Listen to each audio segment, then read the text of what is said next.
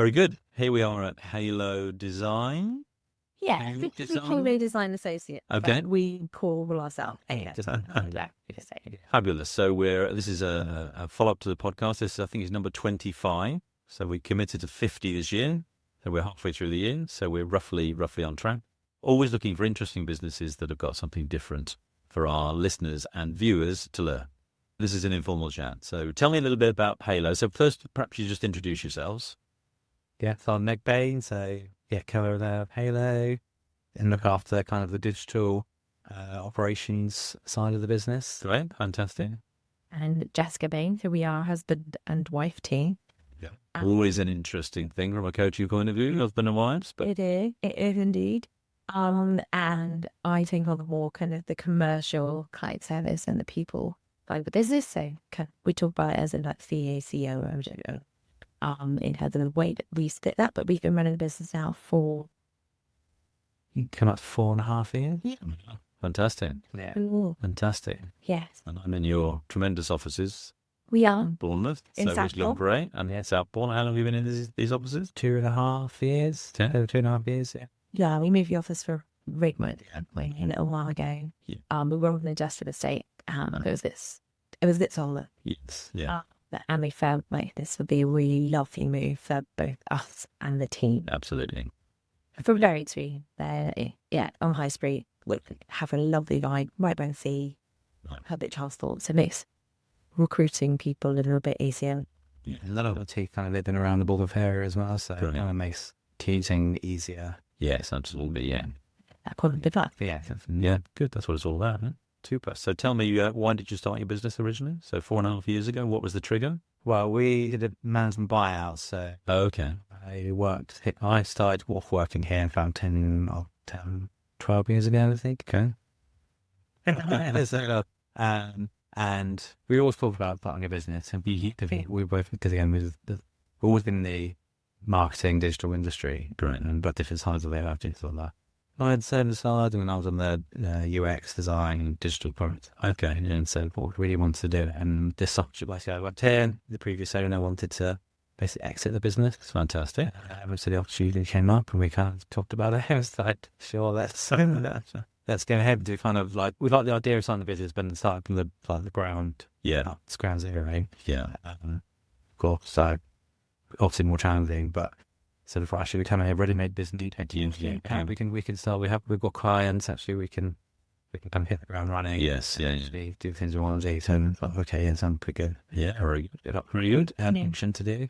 But we did that when in 2021, it's 2022 we officially final documentation, but it was 2021. So Okay. So not like COVID either. we had our second daughter in 2020. Oh, okay. So we had 2 children under 5 Yeah. or under 4, I think, at that moment in time when we Yeah. were first to do it. Yeah. All self-funded, so remortgaged the house and bought a business. Yeah. And the business. Oh, we just finished on the extension as well. Oh, no, that's pretty hard. But we felt like this was an opportunity too good to miss. Yeah. Nick, obviously knowing the business really well, having managed that, you were kind of acting MD at that point. Yeah. And the business was quite a bit smaller, wasn't it? It was around 14. And 13 people, I think. Yeah. Okay. It was a lot smaller than we are now. Yeah. We're now 20. Yeah, and at points have been up to 27. Right. So yes, for us it was a bit of a crazy move, but felt like the right time. Yeah. Well, why do one thing at a time when you can do them all at once, right? Not been saying I probably wouldn't recommend that. But yeah, I think the idea of taking on an established business and being able to see the opportunities and see where we can really add value. I think I came into it at that point and didn't know in the business before. What were you doing before? I was consulting, so I was marketing consultant for a number of brands, so one agency and an electronics company as well, so a large electronics production company based out of Hamble in Southampton. So I was helping and supporting with an absolute delivering. So we talked about where you were previously, and so Yes. the decision to join Halo was obvious as you just bought the business, which is great. So here we are 4.5 years later. Yes. So knowing what you know today, would you do it all over again? Yes. Yes. differently? Probably Or- differently. Probably, yeah. There's obviously learned quite a lot during the process. Yeah.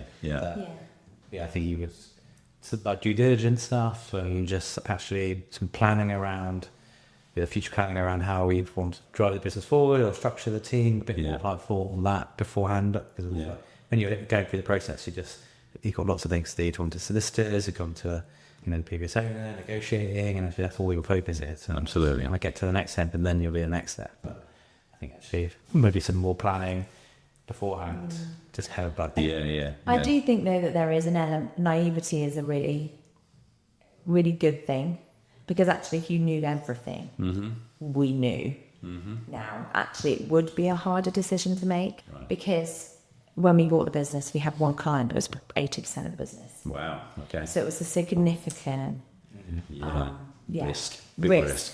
Big risk. Yeah. One that we very much went into with our eyes open, and one that we wanted to kind of tackle first, didn't we? That was our priority, was to really de-risk that, bring in other business and actually work with that big company to maybe downscale the work, because we were very embedded. We were a big partner.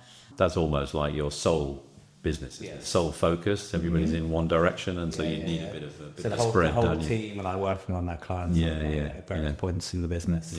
And sometimes it takes priority over other stuff. So actually, that was quite challenging to make sure we could grow the other client base while still satisfying the client. And becoming and feeling like you're in control of the business and not the client.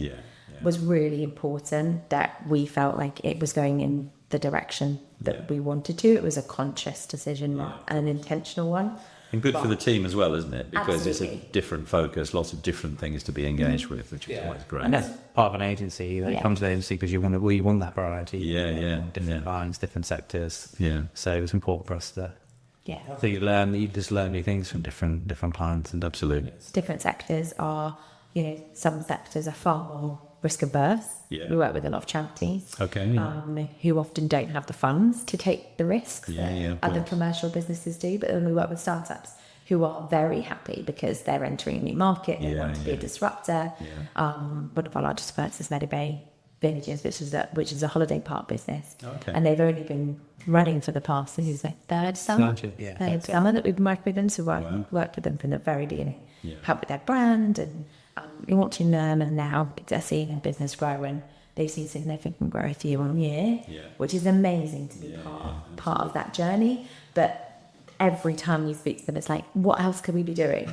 And it's really lovely to have a client who's open to that, and you feel that true partnership with. So so we did, in terms of de-risking that, we actually brought somebody into the business to nurture the other clients. Their sole focus was to nurture and grow. So account management effectively. Clients. Really good. That's kind of So you're out looking for new business, is that? Yes. So principle. Yes.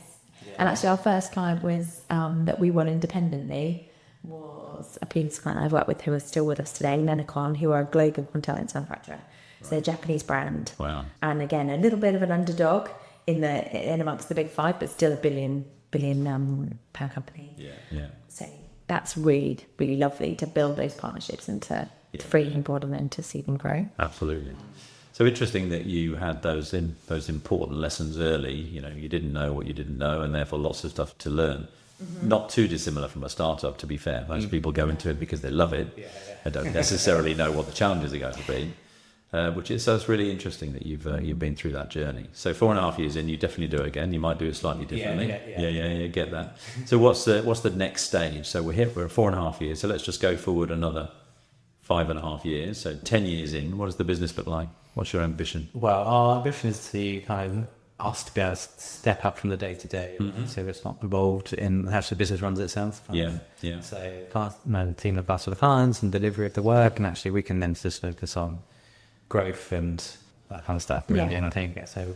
Actually, the business is kind of valuable by itself. Doesn't need us to very good. The business that works without you. Exactly. And also gives you the focus to develop it. The landscape of the agency world is changing so much. And it's important that you're able to stay ahead of that. Agreed, To yeah. support clients. And actually, what does the agency of the future look like in the new world? And if you are so focused on looking down and here and now and reactive to what the business needs of you, you're not able to land it. And I think, we've definitely had different dynamics in that. I was able to kind of come into the business and to carve out my own role. It was very much within the business and had a great skill set and value that the business needed and still needs, actually, to some extent. That I'm still very much like in the business. And supporting the team and like project delivery and some of the digital and technical stuff. But slowly kind of actually bringing in the right team to So more of a support role rather than actually being a leading role. Is that fair? There was a few which I am, but of course, But hopefully going to get SMS and nowadays build a team, so I don't need to do with sign up to that anymore. Very good. So critical to have a goal because you need to know where you're going. Yes. So 3 things in a business, right? So you need consensus on where we're going and why, clarity over who does what and when, and then plenty of communication. If you've got those 3, then the business typically will work. So good for you. Fingers crossed. And good I for think you. we've been, all of the agency leaders that kind of have been my role models or my leadership role models have said to me, this is probably the toughest time to run an agency. I would agree with you. Not only because of AI, but because of the climate and the financial situation, the instability, the risk taking.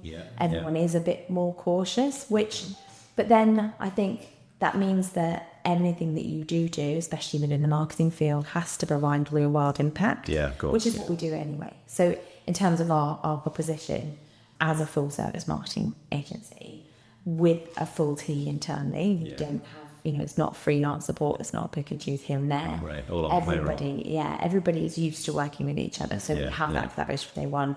Clients, get a dedicated team that understand their business and are looking to achieve those goals for them on their behalf. And actually, we're setting those goals up front. So what does success look like? How much have you got to invest in? And then these are the things that we recommend that you do based on our experience.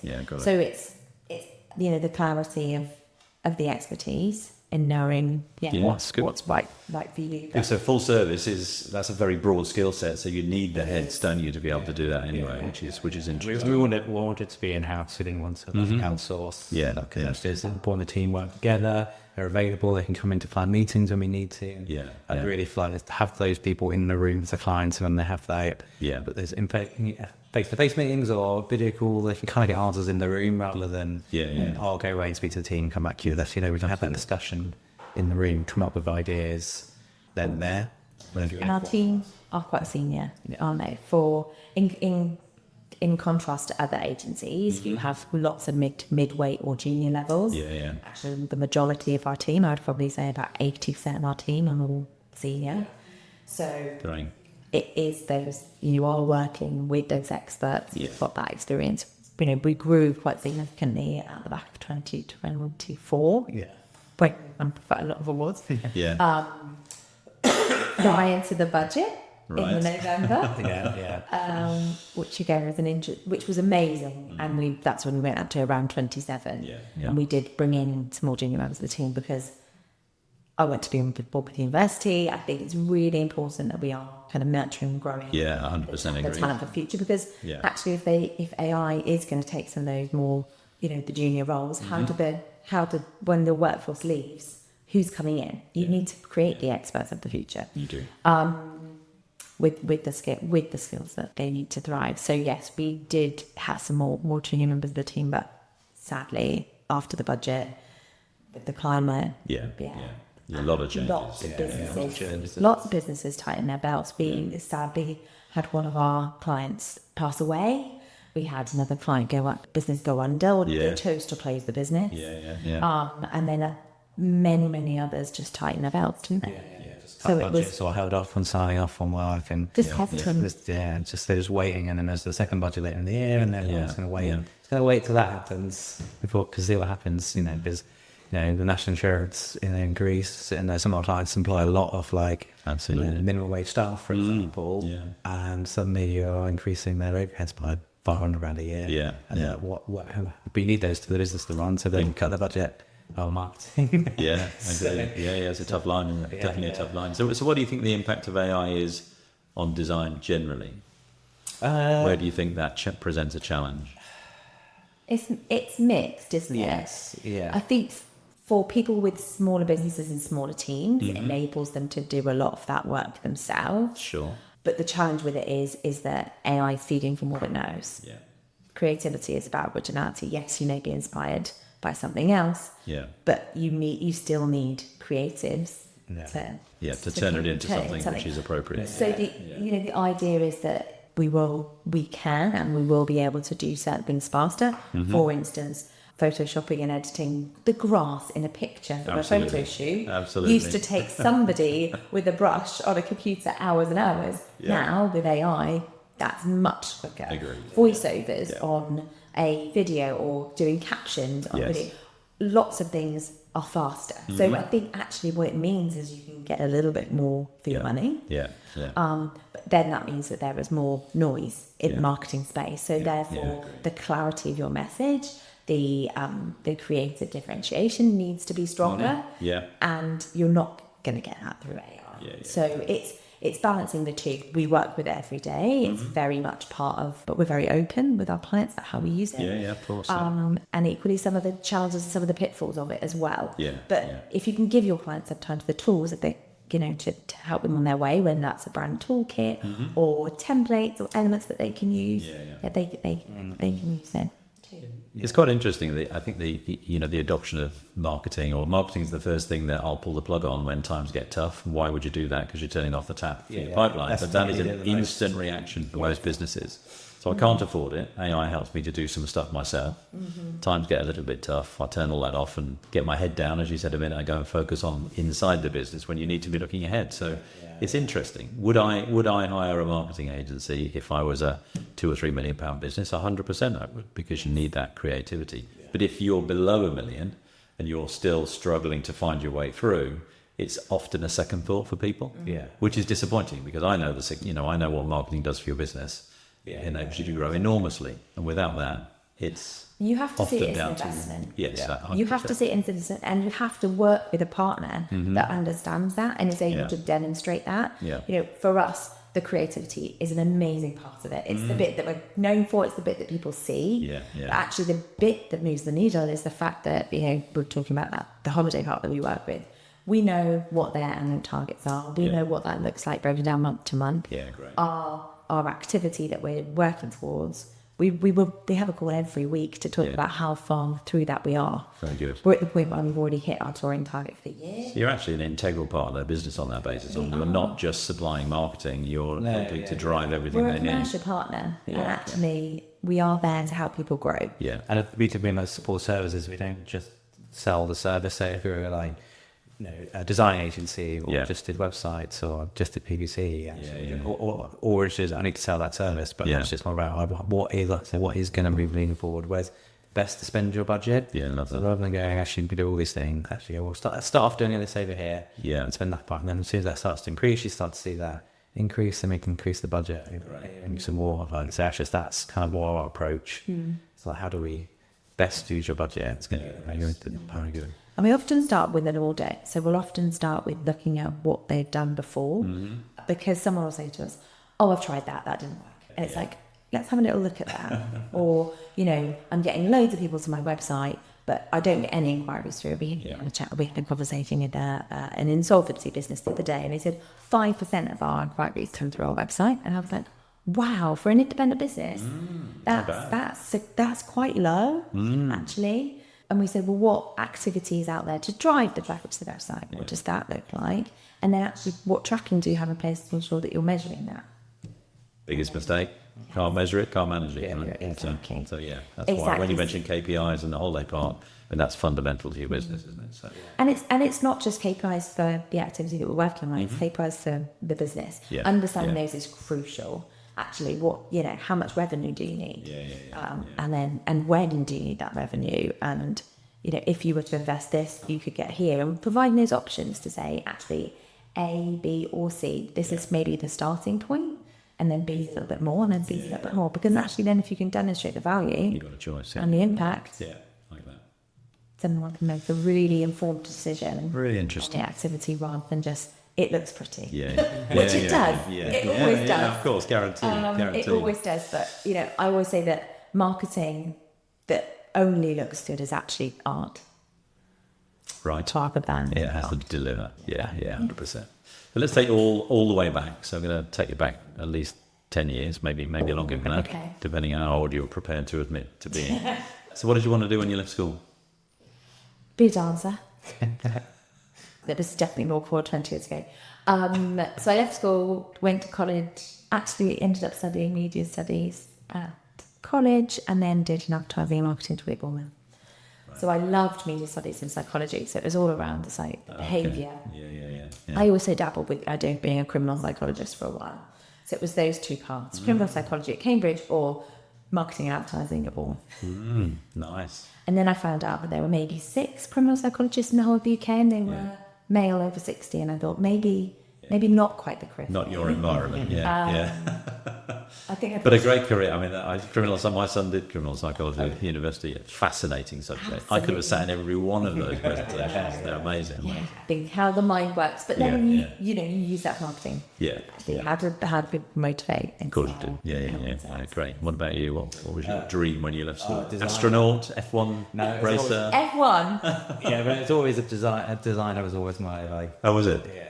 So really from the beginning. So. What do you think drove that? Why was that? I think I was always just good at arts, and I think as I got more into it, I kind of found like graphic design and stuff. Okay, this is what I want to do. Yeah. So it just that was just my focus from probably being like 16. Interesting. That's what it is. Interesting. Funnily And the enough. digital piece of it, that's kind of come over that time. came through like uni, really. I think I remember I went to Bournemouth foundation like art and design. Okay, yeah. And then I went to uni to do design, and that's where that was just when like internet was coming. 2000. Right. Yeah. So all that kind of stuff was just coming up, coming a bit more kind of in the forefront of like design and things like that. So I was like, I've got into that. I should really want to get into this. So. Yeah. I love the fact that Nick's dissertation, and you talk about this every time, was on e-commerce and how it was going to disrupt the high street. the high street. That was your dissertation? Yeah. Dissertation 2000. Oh, interesting. So, yeah. yeah, Way 6 before the years time. ago. Yeah. And was it a lecturer that said that wasn't going to happen? Well, so it was like You got his phone number. bit far-fetched. It's far-fetched. And now look at everything. Well, absolutely, Actually, yeah. Nick can predict the future, so Yeah, there maybe you go. that far, but yeah, that was quite interesting. So it was like Yeah, I love Amazon, some of the obvious case studies were coming out of Amazon at the time. Yeah. I don't think they were actually generating any profit at the time. They were just in that big investment drive to try and have all these No, but- businesses. yeah, and a bit like we'll be from the low. Yeah, 100%. Yeah, really interesting. Yes, it's surprising when you ask people what it was they wanted to do. Often it's being a dancer, right? So what stopped you from being a dancer? Probably that it wasn't a very serious job. Okay. And that my parents and my name were like, you need to, they forced me to do my A-levels. I wanted to go to dance college. And then it was kind of actually, once you're in that pathway, it then becomes quite tricky to come out of it. Yeah. I continued dancing until I was 24, and then obviously did business club dancing. I came second. I was robbed. A bit like Trump. Like, I'm not going to storm the million. No, We're not going to be caught anytime soon. But I just think, being able to follow your dreams, I think it's really lovely. So you clearly got some significant values in terms of what you do and how you engage with the client. So what's the company culture built around? Do you have a set of values for the business that people subscribe to? What does that look like? Talk to me about culture. So we have a set of values, and we also have a set of behaviours. And about our values and all in there, so that everyone kind of sees and lives it. And then when we crafted the behaviours to allow people to say actually tangibly, how does this play out for both our clients and also each other? So you've got Chesney now on our values. It's because of the mixture of the two. So we've got join forces, surprise and delight. We've got This is It's quite tricky. It's always interesting though, isn't it? Because you subconsciously you live them out. Yeah. Because you know what they are, but when you have to list them, that's a really difficult thing to do. Yeah. And I'll always ask the question, so if I picked one of your team members out, could they tell me what they are? I don't think so. But it kind of feels like they'd be able to tell me what the behaviours are, but not I necessarily think the values. I think like and Because you live the behaviours, don't you? yeah, it's more we did this kind of integrity. Yeah. It's not necessarily behavior. It is a behaviour, but it's not like written out. Yeah. It's striving for perfection, that integrity piece, ownership. That's like actually Yeah, great. it's kind of like being As honest with each people other. first. Yeah. People first. Yeah. That's our clients and each other. That's our first behaviour. Yeah. And have integrity, use your initiative, have a growth mindset, Yeah. using your mistakes as part to Yeah, I love that. as a path to success. And ultimately, it's about creating a safe space for people to take the risk Yeah, and of to be course, able yeah. to fail without feeling like somebody's going to come down with a big Yeah, rattly finger. Yeah, Because yeah. that's where innovation comes, that's where creativity comes, Agreed. and that's how we drive the business forward. Actually, I think it's quite interesting that people could come into the business and maybe not really know who the bosses are and who sits within the team. Nick and I we try to make ourselves very approachable. Empathy, warmth. Taking the person first entry, and with our clients as well. I was just going to ask, how does that interface with your clients? Because often, a client might be less focused on culture or a little bit more difficult to deal with. Do you find that your values and behavioural kind of profiles help to soften the way that a client might want to deal with you? So we always try when we do new clients, we're doing all that. It's that kind of relationship building piece at the beginning where you mean then you're like making sure their kind of values align. Yes, yeah. To us is really important, doesn't it? We try to make sure, and naturally, like clients that come to us have that kind of culture as well, generally, because actually they're you looking give for off that whole they're looking identity, for that type yeah. of agency and want to work. At the end of the day, like if they're going to work with you like across more year after year, and speak to you every week. They want it to be like a fun, enjoyable experience. Yes, so they yes. people they want to enjoy working with. So. Yeah, absolutely. One of my leaders said the agency should be the fun bit of the day. So working with the agency should feel like a weight is being lifted. It should, So absolutely. there is a sense of shared responsibility that it is a partnership. I think some agencies work in a very transactional way, like this is a project and this is what you're paying for, and then there is the delivery. That's not how we work. Yeah. We will have hard, difficult conversations with people, but we will do that with kindness. Actually, if you want something that we don't believe that that's going to get the impact that you need, we will have an open and honest conversation about it, but approached in a really lovely way. But equally, if you still want to go ahead and do that, then that's absolutely fine as well. Like it's your money, it's your business, it's your direction, but we've been candid and we've been open, we've been honest. We call it radical integrity, is having this having this honesty but with heart. I like that. Right, that's really interesting, because that relationship with clients, and there's a point, isn't there, in a business where you get to a certain size where you select your clients. Yes. You don't want to work with everybody because of some of those difficulties, and therefore your clients should become partners rather than just clients. And I think that was quite difficult in the early days, because actually the culture of the business was very different to the one that we were trying to create. Okay. So some of our previous clients didn't align in the same way, and actually caused problems for our team as well. Like they were unhappy working with those clients, and some of those relationships just fizzled out, and some of those, and a lot more of the business that we now attract is exactly the right kind of So was culture a deliberate thing that you went after? Yeah. We always wanted to, like, obviously, we want a place that we enjoy coming to work. Yes. So, like, and it's a place that we would want to have worked at. Yeah. And we were working. So, it was a big focus. Yeah, it was really conscious. I think when we first took over the business, I definitely spent a lot of time understanding who our current clients are and who our team are, and how do we work at the moment. What are the best bits about here that we want to keep? Yeah. And then what are the things that actually we could add to? And culture for me, agencies get a bad rep and have had a bad rep for my whole career. People were paid not an amazing sum of money, but they were worked really hard. Like I've worked all nights on pitches. I've worked weekends, and there was no overtime, no toil, no even thank you at points. So you want to make sure that the people that you work with feel valued. Then they'll want to stay, and they'll want to to give back, because ultimately we're a people business. Whilst what we produce is beautiful, creative, and great results, websites, things like that, But the end result of the receipt of what you produce actually is people, isn't it? So you want engagement. And so they are our biggest asset. And like Nick said, it's creating the agency that we would have wanted to work for. We want to be the best agency to work for. Yeah, quite right. And actually, As per your Sunday Times? Absolutely. Yes.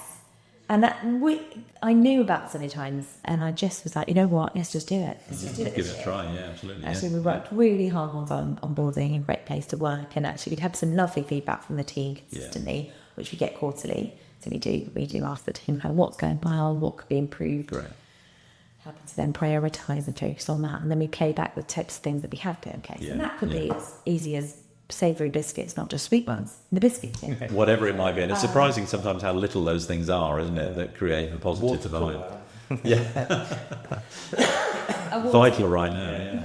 Or training, or just changing processes. We've just changed our whole internal system, haven't we? From which was 2 systems and probably some manual spreadsheets into 1.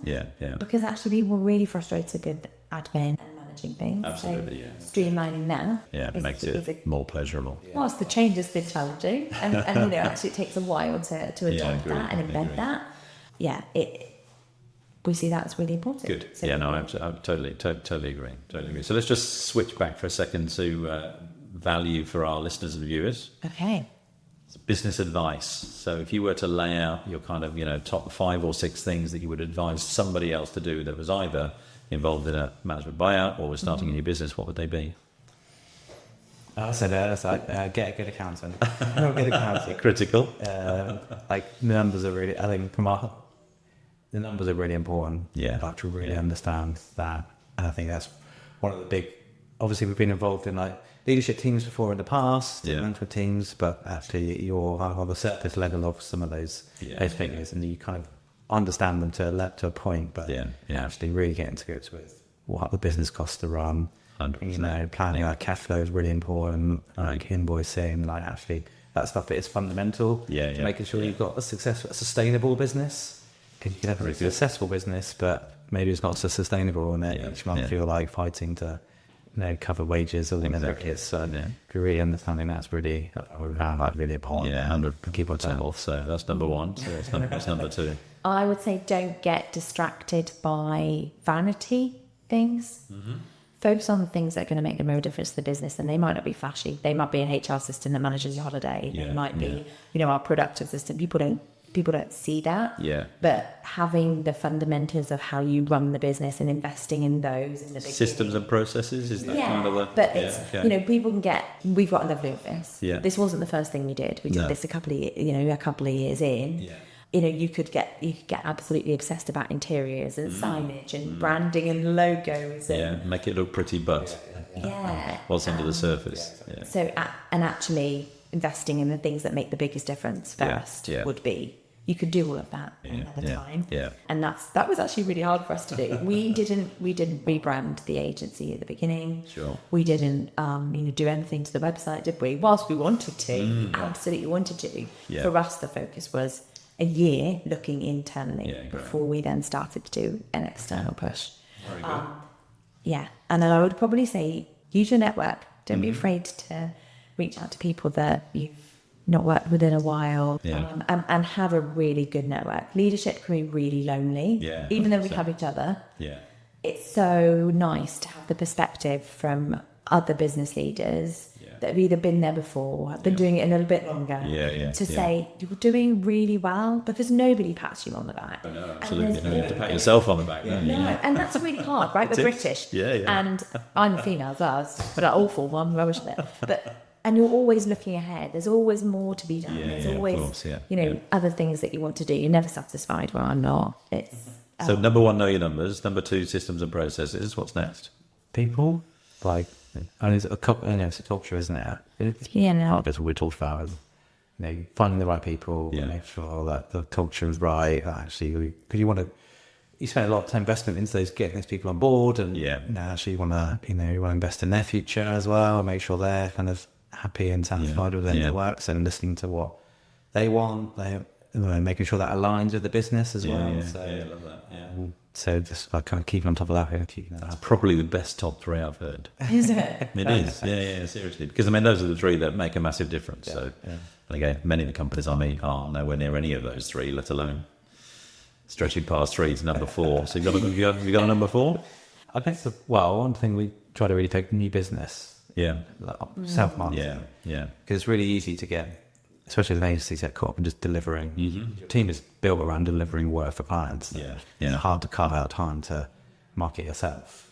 But we've tried really hard to make sure we do that each month and spend the time. And it does make a difference. It does make a difference. The cobbler is usually the one with the holes in his shoes. We sell marketing, so why would we not do marketing? We could be shit. So many marketing agencies out there actually, no, it's really strong. We don't, and I think one of the biggest things we did was move one of our team, Holly, and who's fabulous, from our client service team into a more business development role. Yeah. And she knows the business, she understands it, and I think actually moving her to it has opened many doors and helped us be in more places. I think that's the challenge as a leader and as the people running the business. Is how do you split yourself? And I think knowing actually play to your skills, play to your strengths.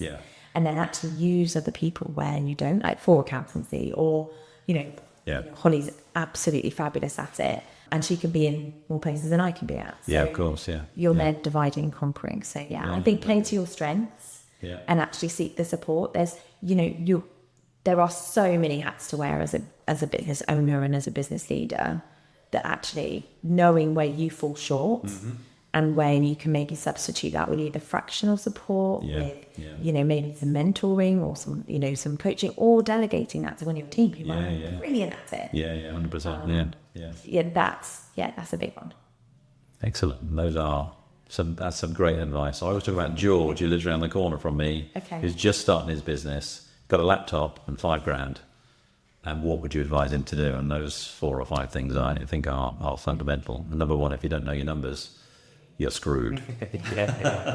Literally. And those numbers should be marketing numbers, as well as hits on your website, conversions, all those kind of things, as well as the profit and loss and all the other detail. Amazing. How many clients do you need? How much each the client needs to be worth? What type of clients you get after? Say at what turnover is our ideal client, so what that minimum turnover is really for kind of our kind of corporate clients. We have chairman and clients, which is slightly different, but actually from the type of work that we want, we're not going after everything. We're not trying to get, we're not trying to get all these kind of... that's the focus part, isn't it, I think? So your ICP is important, isn't it? It is. But that's really difficult when you're just starting out and on your building. I'm going to focus on all of this. That's really difficult to say no. Because actually you've got a load of people. You need some momentum, don't you? To pay, or yourself to pay, and you've got bills to pay, and it's actually I could say yes to this. This probably isn't quite right, but actually is that short term. So it's really being intentional. If you are going to take on something like that maybe doesn't align, that's a short-term win, but doesn't distract you from being focused on actually what you treat on. Brilliant advice. That's been amazing. Really good to hear your story and your background. Thank you. And the fact that you've been dancing, because you won a dancing award, right? What was that? That was Business Come Dancing. Business Come Dancing. There you go. Amazing. Runner-up. Well, silver position. It's good enough. We didn't talk about F1. I understand you're into F1 as well. Nick's into F1. Big time. Fortunately, I can't go to all the races. It's too expensive now. Well, so F1, the analogy I always use is really simple. When you're sitting in the as a driver, you've got this little view of everything that's in front of you, but you can't see anything else. And that's the focus bit that you need to be able to drive the business forward. But you need to take your helmet off and look at the world and figure out what's going on. So things like adoption of AI, all those things, that's a tool, right, for your business, which is as important as anything else, is really, really key. So, I'm a massive F1 fan. So, I don't get to go. Did you see the shirt? Did I see? Nick's shirt in the... No. That was a blind auction I did for... was it? A few years ago.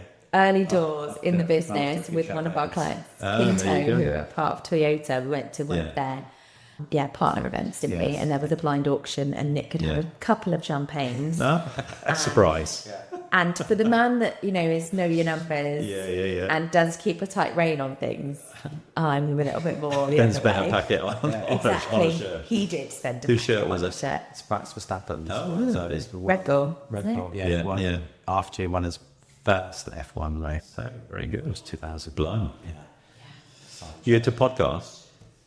A little bit, but I've come back to some old. Alan McNish on Audi and the rebirth of Audi as an F1 team on the High Performance podcast is worth a listen. Okay. Really, really, really good. Very educational. I mean, he's former world champion and Le Mans winner 13 times out of 18 races. Incredible story, and what a guy when you listen to him talk. So I find those things quite inspirational. Amazing. Cool, thank you. Thank you. We'll very have much. you back in a year Okay, so and see what progress looks like, and now I can ask you what your 10-year goal is again, and maybe it'll change by then, because we often see Or maybe that. we've reached so. it by then. that'd be nice. Absolutely. Thank you very much. Cool, thank you. Thank you.